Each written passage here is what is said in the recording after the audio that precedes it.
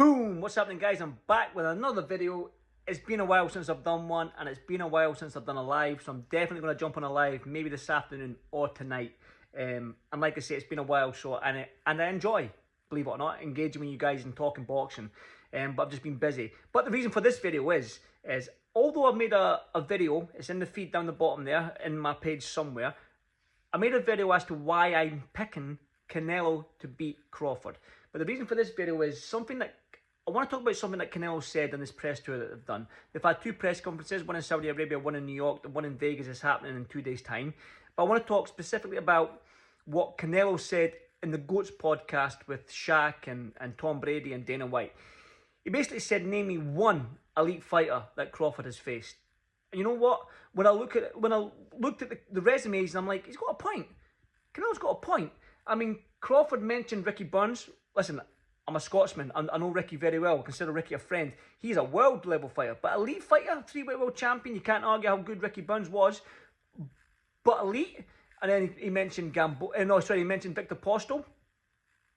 Come on. Good fighter. Don't get me wrong, world level. Gamboa, if you mention Gamboa, let's be honest, Gamboa fought 2 weights above where he was the best at. He was a featherweight, Gamboa. Errol Spence probably wasn't the best after the car crash. He was maybe a little bit depleted after that, and it's probably safe to say he was, unfortunately. So Ahmadramov was only, 11, 12 fights in, going into that fight as a professional.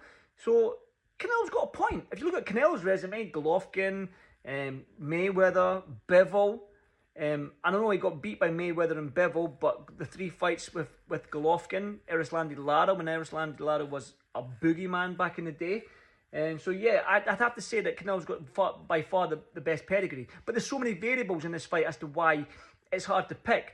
Now, I had a good chat with my good friend Dan Raphael, and Dan Raphael mentioned that going into this fight, Canelo would have had maybe 500, I think he may have done the math, 500 odd rounds going into this fight of boxing. Crawford's only had 200 plus. So the wear and tear on Canelo's body, is it starting to show? Crawford's 38. So there's so many variables as to why, again, it's hard to pick. That's why the fight is so good and so intriguing and why we're all going to tune in. But that's not, listen, just scrap all that. Do you agree what Canelo said about the elite fighter?